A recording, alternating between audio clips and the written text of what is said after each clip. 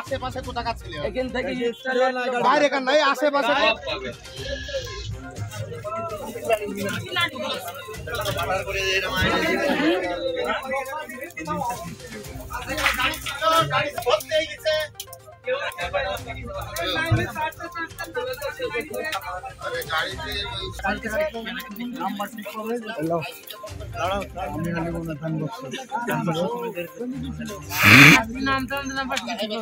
আমরা ডোমকলে গাড়িটা আমরা ঢুকে ডোমকলে 5 মিনিট দাঁড়িয়ে চাফা খাই। চাফা খাওয়ার পরে আমরা গাবতলা পাম্পে এসে তেল দেওয়ার পরে গোবিন্দপুর মোড়ে আমি উঠে সামনেই একটা প্যাসেঞ্জার উঠেছে ভাতশালায়, প্যাসেঞ্জারেরা পয়সা নিচ্ছি।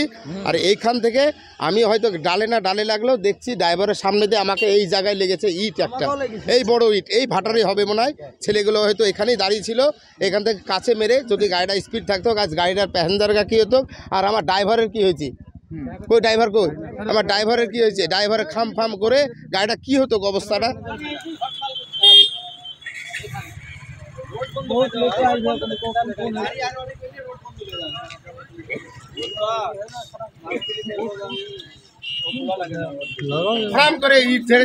আপনি কাজটা হয়তো ডালে ফালে তারপরে দেখছি আমার পেখে থেকে ফুলে গেছে, একদম কাছ থেকে বেরিয়ে পেখে ফুলে গেছে।